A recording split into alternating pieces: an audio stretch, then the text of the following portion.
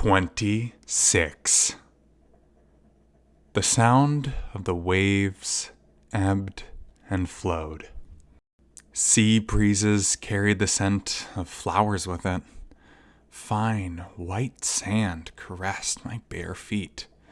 At last, our relaxing vacation time on the beach had arrived. We're only missing one thing. Skin-burning sunshine pouring down out of the blue sky. But I couldn't have that, or else I would burn into ash. It was 9 p.m. on January 8th. I was standing in the simple kitchen on the private beach owned by the Volupta Grand Casino, peeling fruit with a knife. The large basket on the work table was piled high with various kinds of fruit. I grabbed one, stuck in the knife at a suitable angle, and spun the fruit along at a suitable speed. The peel slipped right off in a highly satisfying manner. I handed the fruit to Kyo, who deftly cubed it with a kitchen knife and tossed the pieces into a tremendous crystal bowl. The bowl was already full of 1-to-1 mix of sweet sparkling wine and red wine. With each handful of fruit pieces tossed inside, the mixture wafted out more sweet floral scents. The only light to guide us was the lamp hanging from the ceiling and the moon's rays coming through the doorless entry. But it wasn't a problem for me at all. I just focused on a place and my eyesight would adjust in brightness automatically. The search skill gave me a fairly decent night vision already, but the vampiric version of it was on a different level entirely. The drawbacks, of course, was just the sight of daylight through the window would make me scream and clutch my eyes. It wasn't just my night vision that was threatened, however. I could feel that the proficiency level of various skills I hadn't learned yet had already been raised without my effort. Ordinarily, peeling this fruit wouldn't be as easy as it was proving to be without some levels in the cooking skill and dagger skill. That made me curious about what other skills might be boosted by the effect, but I couldn't get carried away. With every great power comes, things I hadn't had to worry about before, mainly sunlight and silver, are now a fatal weakness to me. In terms of everyday problems, the most frequent issue would be 100 coal silver coins, which would fizzle and burn my skin just by touching them. Asuna, ever diligent, suggested we go through all our belongings and throw away anything made of silver. But I didn't think we needed to go that far. Though, maybe we should. If I turned to ash from silver weapons or sunlight, my biological brain was going to be fried by the nerve gear's powerful microwaves. What to do, I wondered, rapidly peeling the fruit. Toss. Toss. Suddenly, Kyo stopped slicing fruit. Do you feel like rethinking this yet? Huh? Oh, you mean that. I stopped peeling and looked straight ahead. It was difficult for me to stare directly at Kyo because she was no longer wearing her usual armored maid outfit, but a black one-piece swimsuit with a white apron over it, and she still had the estoc equipped. Instead, I stared down at the mango-like fruit in my hand and cleared my throat. Well, Austin and I are adventurers. We have to go to the very top of Einkrad. What will you find there? I don't know. I couldn't say. I mumbled, but the truth was that I did know.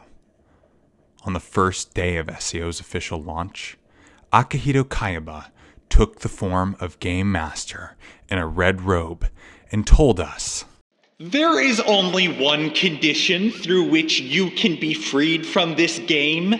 Simply reach the 100th floor at the pinnacle of Einkrad and defeat the final boss that awaits you there. In that instant, all surviving players will be able to safely log out once again. I couldn't imagine that boss's name or what it looked like. But one thing was certain. There was a final boss waiting for us on the top floor. If we beat it, all surviving players would be freed from this death game and wake up in the real world. And most likely, Einkrad and all the NPCs who lived inside would disappear. She sensed the sudden spike of pain in my chest. "Why do you pursue something that may not exist?" she asked, staring at the half-cut fruit on the board. "I have built a lifelong debt not just to my master, but to you as well. In Volupta, you can lead a pleasant life without exposing yourself to the sun. There are plenty of medicines and tools for the people of the night, and we now have a full stock of dragon's blood. You can survive without needing human blood. You should have accepted Lady Nenir's offer. Stay and live here with Asana." I'd be lying if I said I didn't consider it. If just for a brief instant. But I couldn't take that option. If I gave up on beating this deadly game here, I would be betraying all the players who died up to this point. All the players waiting in the first floor for the game to be finished. All my fellow players advancing our progress. And of course, Argo and Asana. I have to go. I have to, I said simply, resuming peeling. After a while, the sound of the knife chopping continued, muffled by the sound I heard of her murmur. "I see." We continued our work in silence, and in 3 minutes, all the fruit had been peeled and chopped into a bowl. I lifted the large fruit punch container and left the simple kitchen in the corner of the beach, which consisted of not much more than a water faucet and a prep table. Immediately, I was met by a sight that could only be described as stunning. The white sands covered an area that was easily 500 yards across. Beyond that, the sea was a deep dark blue, with the light of the moon shining brilliantly off its surface. There were dozens of torches standing along the beach at equal intervals, providing a perfect orange contrast to the blue night sky and water. And at the water's edge, frolicking and laughing, were 4 women. "It's all ready!" I called out as the 2 of us walked over. The 4 of them looked our way and waved. Asana, Argo, Kismil, and Nenir were all wearing swimsuits Asana had crafted with the tailoring skill. It was a difficult sight for a middle school boy like me to stare at, but I managed to keep my gaze steady by claiming to myself, "I'm a vampire now," as if that explained anything. Just before the water's edge was a white table lined with 10 beach chairs, painted the same white color. I placed the crystal bowl on the table while Kyo pulled out large glasses from the basket she carried in her other hand, setting them in a line. Asana and Argo left footprints in the wet sand as they ran over, and exclaimed with wonder at the massive, fanciful presentation of fruit punch. Kismil added, and impressed, "Oh," and Nenir opined, "A very impressive display." I was doing my best not to stare directly at their swimsuits with my keen night vision when a baritone voice said, "Wow, look at that." 4 burly men were standing up at the seats on the left side of the table. Agile, Wolfgang, Niajan, and Lobaka chose not to take the spiral staircase to the 8th floor, escorting us back to Volupta from the Labyrinth Tower. As thanks, Ninir invited them to enjoy the beach with us. That was all fine and good, but why had they all chosen not to wear ordinary swim trunks like me, but revealing thong swimsuits instead? Their musculature was already bursting outward when they were fully geared up. Now, all that physical pressure had nothing to contain it. Fortunately, neither Ninir, Keo, nor Kismel seemed to mind.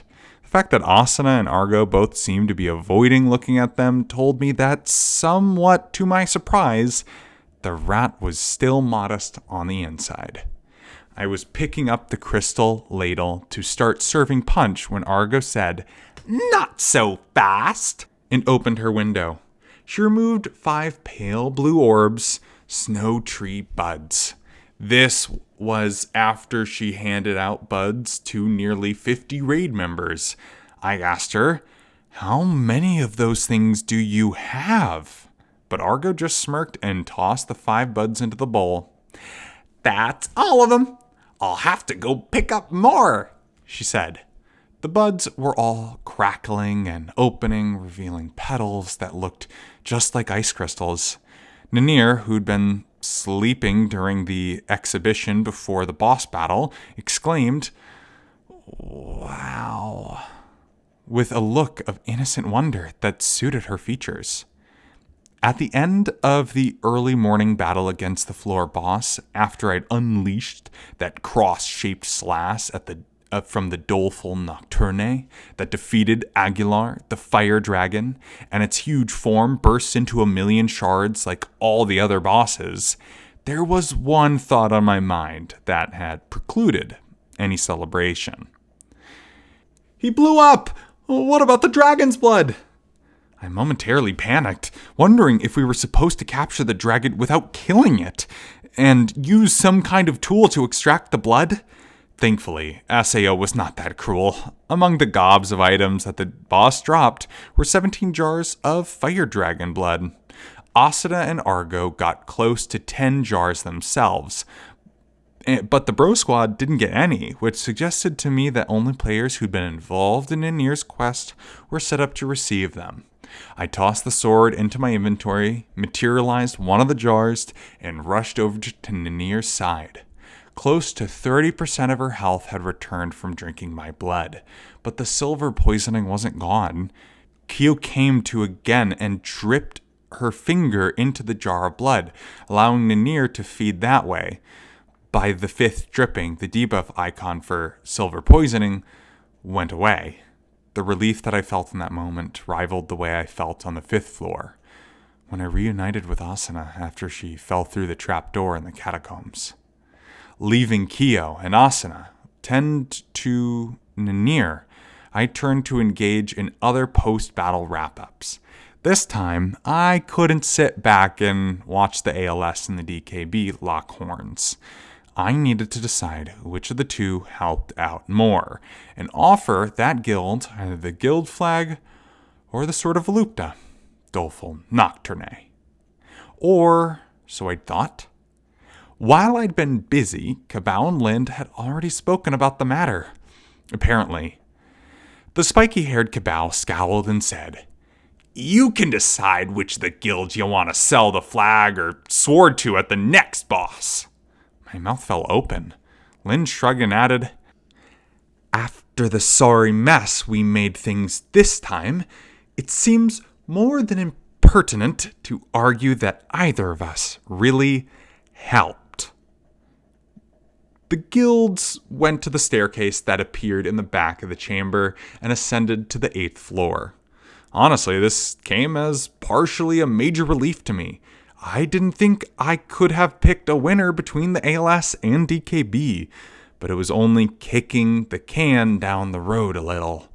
I hadn't yet explained to them about the terrible cost of using the doleful Nocturne. Its experience point drain. If the draining effect absorbed one's accumulated experience, but nothing more than that, it was something you might work around. But if it drained until you hit 0 and leveled your avatar down, Nobody was going to want to use it. The only solution was to become a vampire like I did. But that presented a new problem. According to Nanir, when Dominus Nocte sucked your blood, you didn't get all the powers of your new master. Your actual title would be Civis Nocte, or Citizen of the Night, and your battle power was inferior across the board. Although, with an increase I'd gotten, I couldn't begin to imagine how powerful the Lord of Night would be. And the biggest difference was that you couldn't create followers of your own. I had fangs, so I could suck blood, and sucking human blood would restore some HP, but whatever player or NPC I feasted upon would not become a Citizen of the Night. In other words, if anyone in the DKB wanted to become a vampire to use the Doleful Nocturne without penalty, they would have to be preyed upon by the Lord of the Night, Nanir, as she was very unlikely to say yes. She had gone for at least 10 years, probably much longer, without once drinking human blood. And even as her life was hanging in the balance, she resisted drinking from me for so long. In any case, the big decision had been delayed until the 8th floor. And I returned to the others still holding both broken items. My partner looked like she had several things to say about what I'd done, but for now, she let me off with nothing more than a pat on the shoulder. I wanted to return to Volupta at once, but we couldn't rush out into the outdoors with the light of the morning blazing all around. Over 10 hours remained until sundown, which presented a decision to make. To my surprise, however, Nanir suggested we continue exploring the unmapped parts of the tower to search for the fallen elf hideout. None of us protested, and the Bro Squad even offered to help out, so we continued filling out the map with a huge party of 10, slicing and dicing monsters as we went. After about 3 hours of this, Nanir's accentuated Lord of the Night senses kicked in, and she spotted a hidden door at the end of a cramped side hallway that even Argo couldn't spot. This is it, I thought. Once everyone was fully ready for battle, we opened the secret door, but the small door beyond it was empty, containing nothing more than what looked like an old-fashioned altar.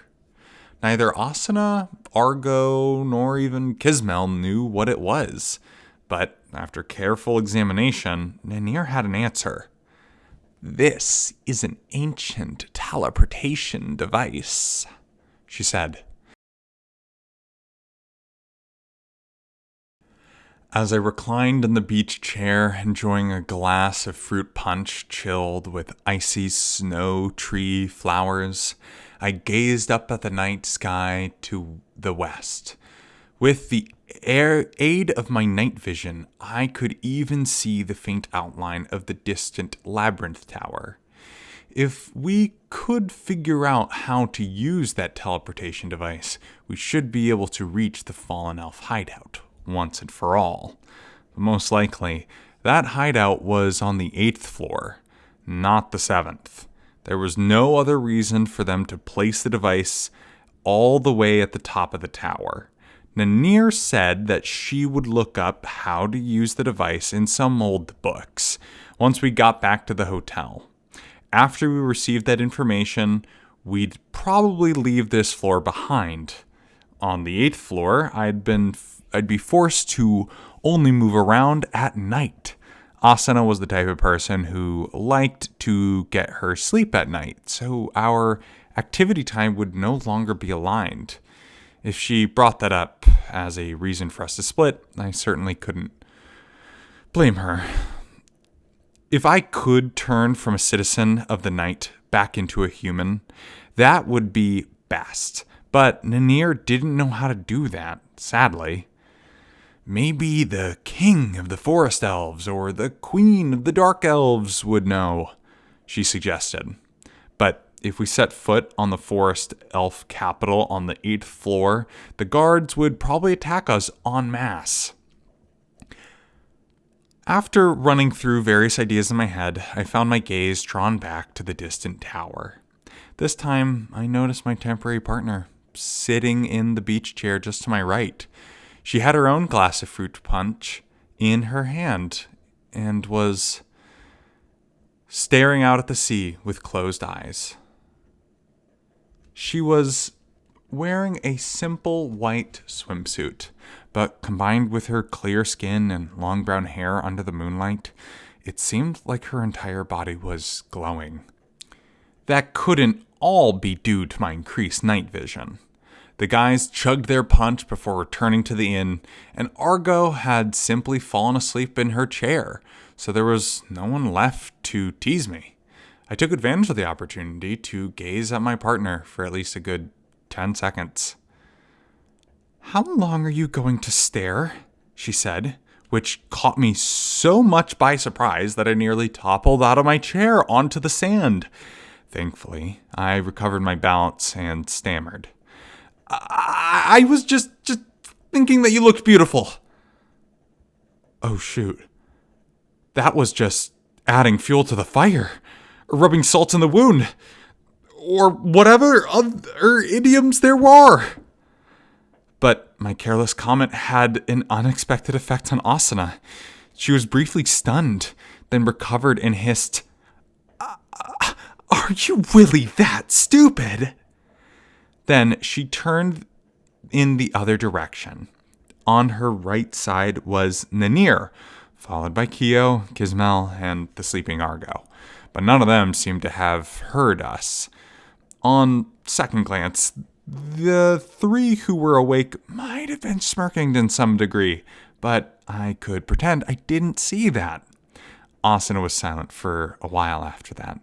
Eventually she said to Nanir, "Listen, Lady Near, if I wanted to be a lord of the, citizen of the night, would you drink my blood?" I sucked in a sharp breath and opened my mouth, intending to speak, but Nanir shook her head. "Don't bother. You are traveling with Kirito, aren't you? If both of you are citizens of the night, who will protect you during the day?" But Nanir held up a hand to silence Asuna. She sat up in the beach chair. Her slender body was clad in a two-piece black swimsuit of Asuna's design. Her luxurious blonde hair shone like platinum in the pale moonlight. She held up her right hand, exposing the skin around the wrist to the reflective rays of the moon. There were two very faint marks there, the wound from where the argent serpent bit her. "There are more than a few who would dare to capture or kill a lord of the night. To most humans, we are closer to monsters than people." She lowered her hand and picked up her fruit punch from the table at her side, taking a sip. The ruby-colored liquid caught the moonlight and swayed with the movement of the glass. "My father, Falhari, was also a lord of the night. He defeated the water dragon Zakare, not to save the girl who was meant to be sacrificed, but in order to gain the dragon's blood that would give him greater strength. You've come from the lower floors, I presume. Did you not think it was strange you never ran across any dragons?" Both Asa and I nodded. Nanir did the same, then glanced over at us. "That is because Falhari hunted them all down. He was living in a large town on the first floor, but he was banished for some reason I am not aware of. Then went up to the second, then third floor, slaying dragons as he went.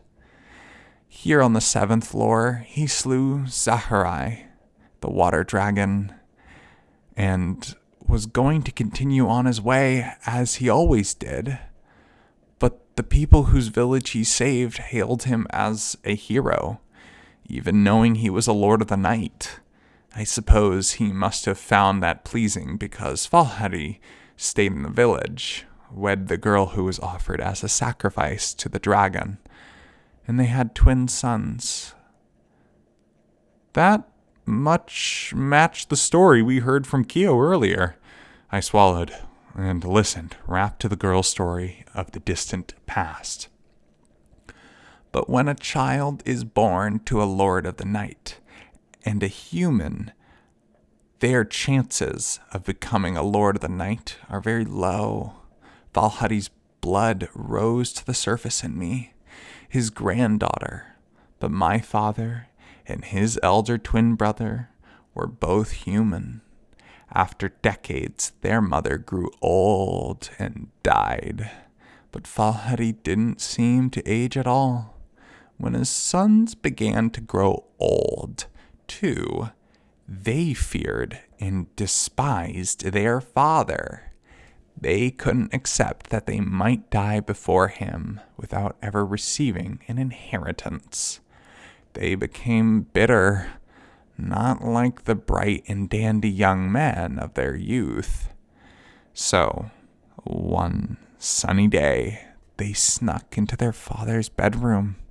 The elder brother tore down the nailed shutters over the windows, and the younger brother drove a silver blade through Valhari's chest.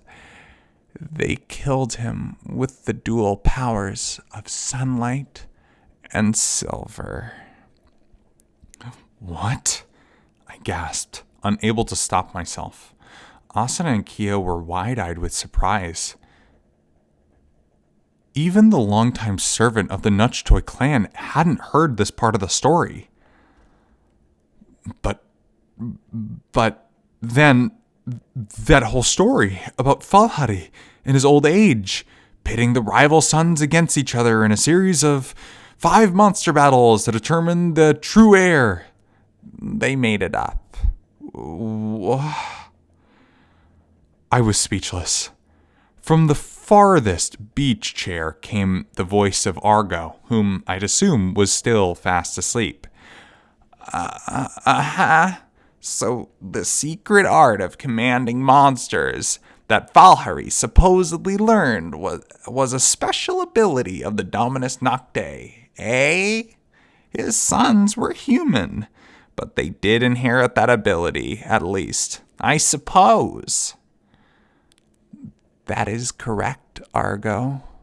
The direct descendants of the Korloi and Nutchtoy clans, even if born as humans, can at very least use the art of employment. So his sons use that ability to control monsters that would fight in their stead, in a competition to see who would inherit the hero's fortune. And the townsfolk, unaware that Valhari had been murdered, enjoyed the fights. Everything after that is as you know already. I had an intuition from the moment I held the Dominus Nocturne that Valhari was a Lord of the Night too, but I had no idea that such a gruesome, bloody secret was at the center of the Grand Casino's fanciful backstory. With some hesitation, I asked her in hushed tones, "Is that the same reason that Bardun Colroy is trying to kill you? Because he resents that you will live longer than him?" The girl pondered this and took a sip of her punch. "You might say that, but it's not the only reason. For a long time, the Grand Casino has been operated by the Nutchtoy and Korloi families together. But in a sense, it is only that way because I wish it to be." "Meaning?" "It is very simple. As the head of the Nutchtoy clan, I do not perish, but the Korloi head changes every few decades. Bardun was late to have children, and his only heir is just 10. He cannot yet use the art of employment well. So, if Bardun dies, I will be in charge of the Korloi's monsters for a time. It would be very easy for me to effectively control the Grand Casino all on my own at that point. Bardun is afraid of that outcome." But Asuna protested, sitting upright. If you are gone, the Colosseum itself will no longer function, will it? Surely Bardun understands that. Maybe he's thinking that if the nutch toy is going to control the whole thing after his death, it might as well crumble to dust altogether, Ninir said, shaking her head. She had recovered all of her beauty prior to the silver poisoning, but there was something in her manner that seemed exhausted, hollowed out.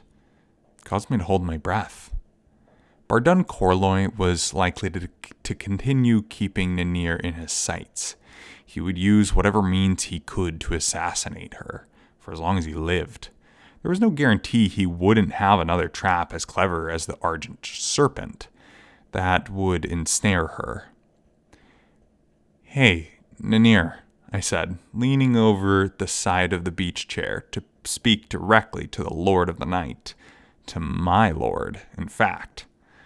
Would you and Gio come with us? I'm sure you'll have your hands full with the casino for a while, and it'll be difficult to avoid the sunlight, but there won't be constant attempts made on your life.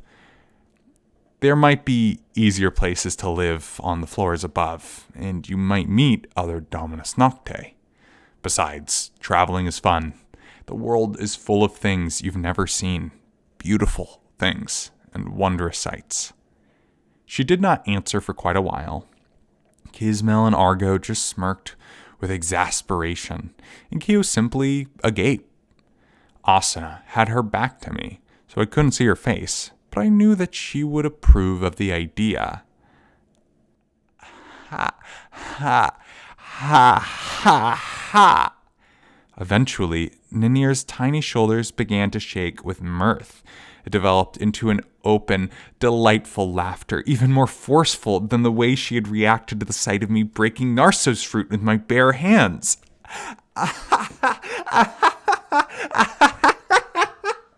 She continued to laugh, spilling bits of punch at times. At last, the moment subsided and she exhaled.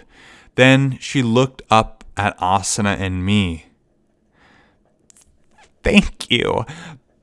I'm sure it's the most tempting offer I've received in all my life, but I cannot go with you.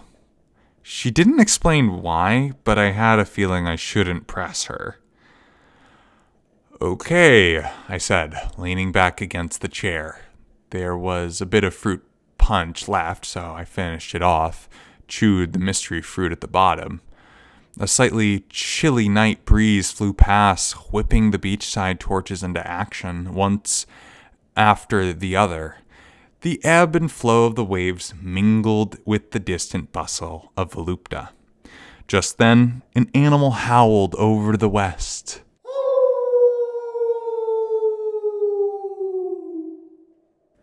I turned and saw, on top of a boulder, at the very edge of the beach, a small silhouette, a skinny body, roundish ears.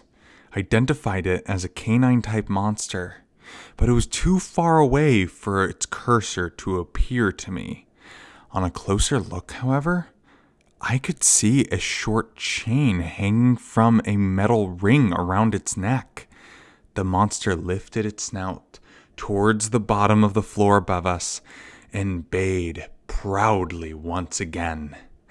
Another, slightly smaller monster of the same kind appeared, sitting down next to it.